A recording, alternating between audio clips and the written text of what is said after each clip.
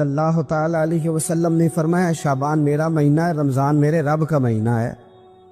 اتنی برکتوں والا مہینہ، اتنی شانوں والا مہینہ، آپ نے کچھ باتوں کا بڑا ہی خیال رکھنا۔ ایک تو آپ نے کوشش کرنی ہے نمازیں ذوق کے ساتھ پڑھی جائیں، آپ نے مسجد کے ساتھ دلچسپی پیدا کرنی ہے۔ آپ یہ کہیں کہ زیادہ سے زیادہ میں نہ دوسروں کو نواز سکوں، میں نہ چپکے سے پہنچوں کسی غریب تک، خود سے جاؤں اور اس کو اپنا محسن سمجھے جس کی وجہ سے اللہ آپ کو ثواب دے رہا ہے، اس کو محسن سمجھے جس کی وجہ سے اجر مل رہا ہے۔ احساس ہم نے بہت زیادہ پیدا کرنا ہے۔ ہم نے دیکھنا ہے کہ میں کس جگہ میری ضرورت ہے، میں کس طرح کر کے کام آ سکتا ہوں، وہاں اپنی خدمات کو پیش کرنا ہے۔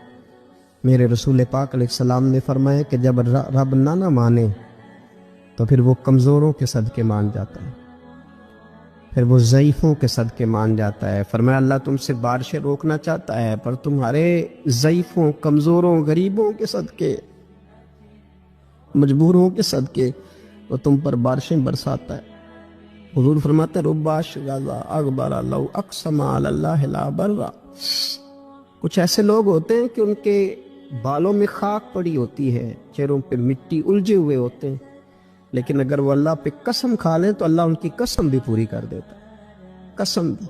حضرت سیدنا عبداللہ ابن عمر فرماتے ہیں میں حضور کی مجلس میں حاضر تھا، حضور مانگنے لگے اللہ سے، حضور اللہ سے مانگنے لگے۔ میں تو کئی دفعہ یہ دعا بھی مانگنے لگ جاتا ہوں کہ اللہ تو ان دعاؤں کی طرف تو دیکھ جو تیرے رسول نے ہمارے لیے مانگی۔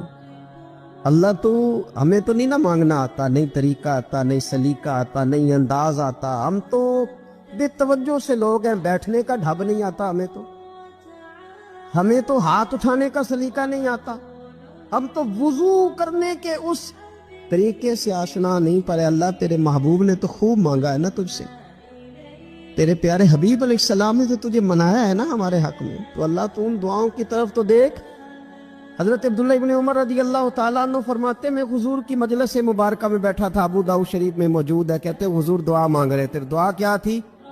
دعا حضور یہ مانگ رہے تھے رب اغفر لی، یا اللہ ہمیں بخش دے، وتب علی، اللہ ہماری توبہ قبول فرما، انک انت التواب الرحیم، بے شک تو توبہ قبول کرنے والا اور رحم کرنے والا۔ حضور دعا مانگ رہے تھے اے اللہ رب اغفر لی، یا اللہ ہمیں بخش دے، وتب علی، اور ہماری توبہ قبول فرما، انک انت التواب الرحیم، بے شک تو توبہ قبول کرنے والا اور رحم کرنے والا۔ حضرت عبداللہ ابن عمر فرماتے اس ایک دعا کو ایک ہی مجلس میں ایک ہی جگہ بیٹھ کر میرے نبی پاک نے اپنی زبان اطہر سے 100 مرتبہ ادا فرمایا۔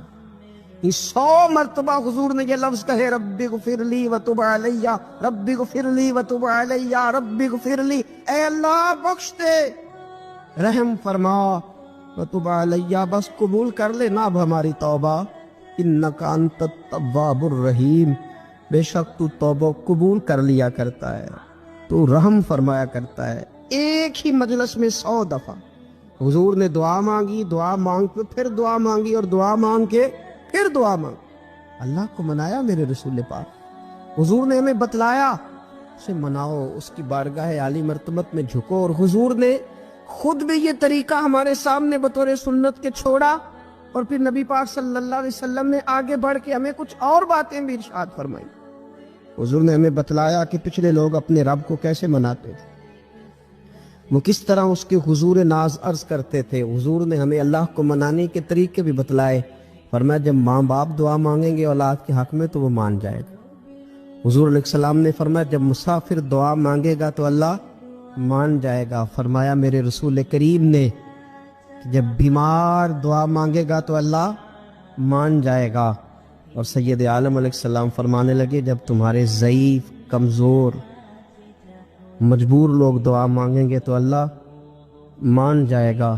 اور حضور نے فرمایا جب تم فرض ادا کر کے دعا مانگو گے تو اللہ مان جائے گا۔ اور میرے محبوب نے فرمایا جب پچھلی رات اٹھ کے تم اس کے حضور عرض کرو گے تو وہ تمہاری دعاؤں کو قبول کر لے گا، وہ تمہیں مان جائے گا۔ اور حضور نے ہمیں دن بتائے، فرمایا جمعے والے دن مانگنا مان جائے گا، شب قدر کو مانگ لینا مان جائے گا، شب برات میں دعائیں کرنا وہ مان جائے گا، رمضان کی راتوں میں مانگنا مان جائے گا، قرآن پاک کے ختم کے موقع پر دعا کرنا مان جائے گا، طریقے بتلائے۔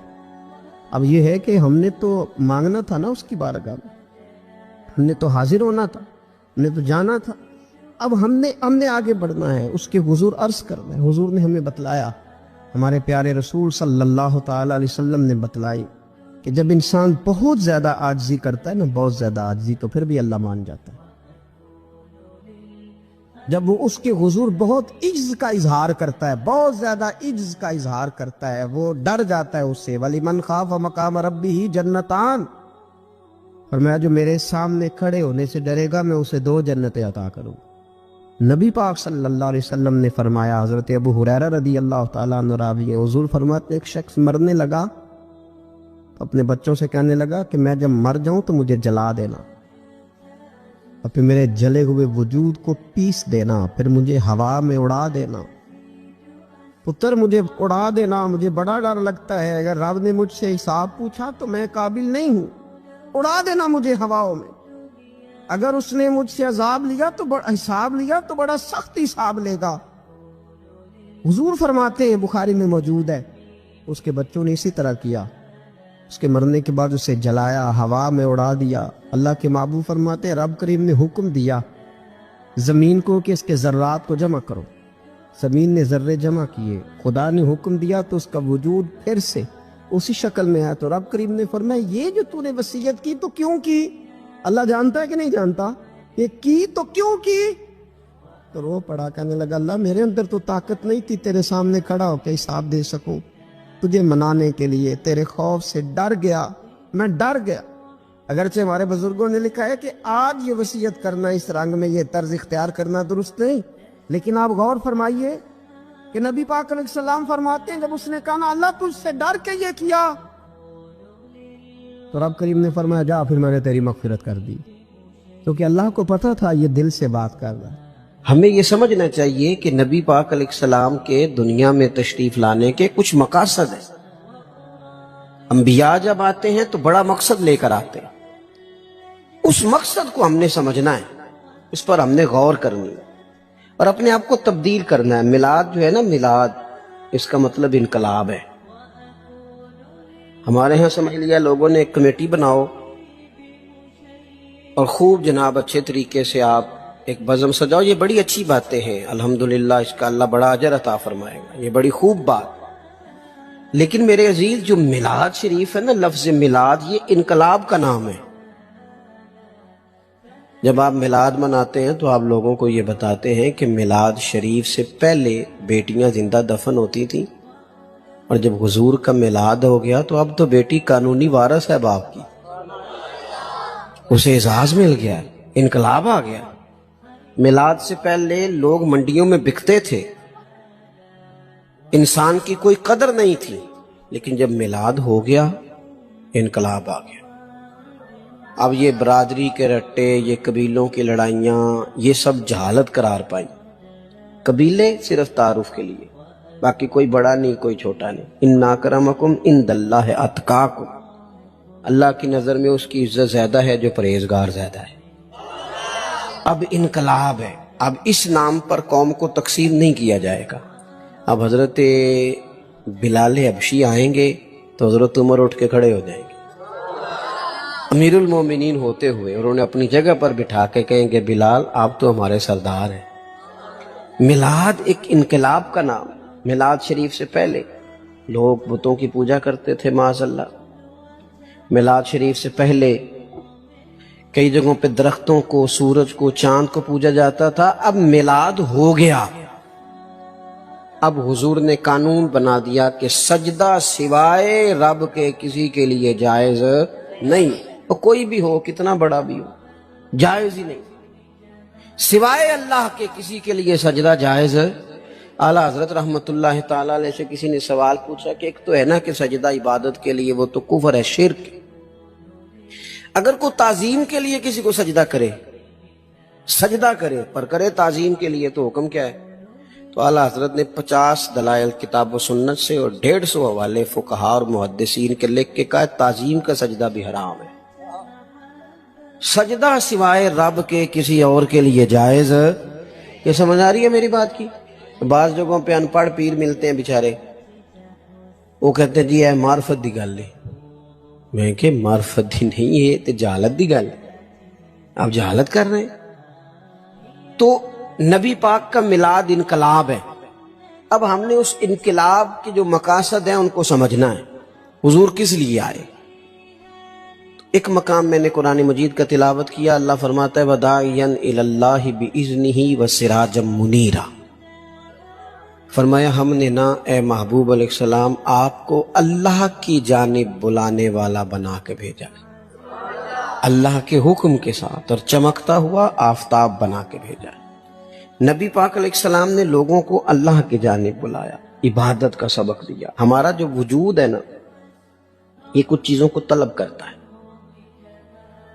کھانا پینا سونا، یہ وجود کی ضروریات ہیں۔ اگر یہ چیزیں اسے نہیں دی جائیں گی یہ کام نہیں کر سکے گا، آگے نہیں بڑھ سکے گا۔ ہماری روح کی بھی کوئی ضرورت ہے۔ یہ جو لوگ سوال پوچھتے ہیں نا کہ جناب پیسے بھی ہیں، گھر بھی ہے، نوکری بھی اچھی ہے، دل نہیں لگتا، بور رہتا ہوں۔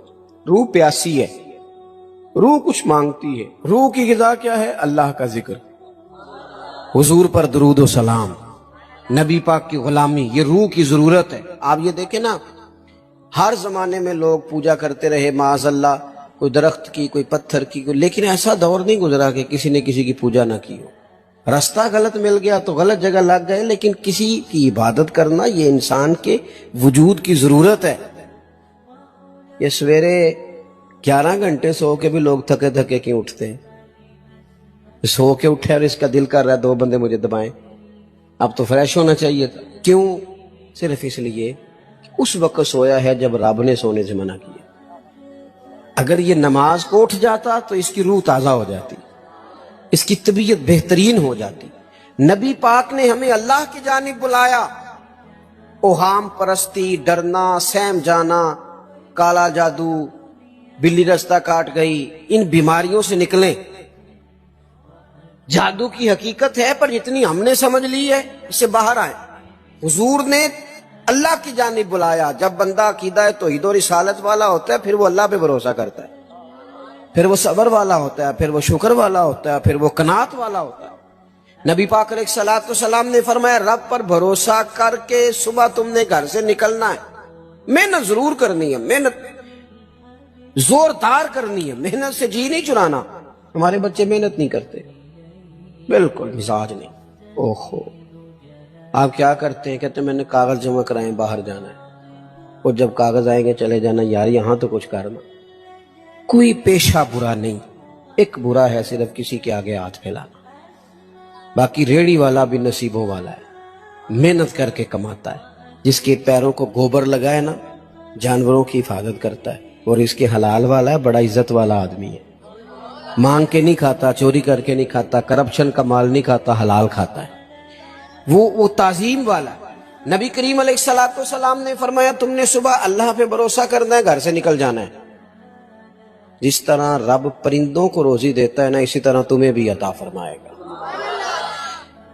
آپ اپنا مزاج بنائیں عبادت کا۔ آپ دیکھیں اگر بارش نہیں ہوتی تھی تو حضور نماز پڑھتے تھے، سورج چاند گرہن ہو جاتا تو نبی پاک نماز پڑھتے، بارشیں زیادہ ہوتی تو نماز پڑھتے، حتیٰ کہ بدر کے دن کافر اونٹ ذبح کر کر کے گوشت کھاتے رہے، معاذ اللہ شرابیں پیتے رہے، اور جناب صدیق اکبر رضی اللہ تعالیٰ عنہ فرماتے میرے نبی پاک ساری رات نماز پڑھتے رہے، اللہ کو مناتے رہے، رب کی مدد کو بلاتے رہے، ساری رات نماز پڑھے۔ اپنی طبیعت لگائیں عبادت پر۔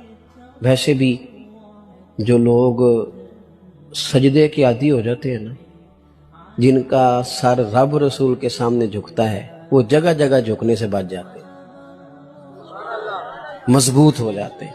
دوسرا مقام قرآن مجید کا، وَمَا أَرْسَلْنَا مِن رَسُولٍ إِلَّا لِيُطَاعَ بِإِذْنِ اللَّهِ۔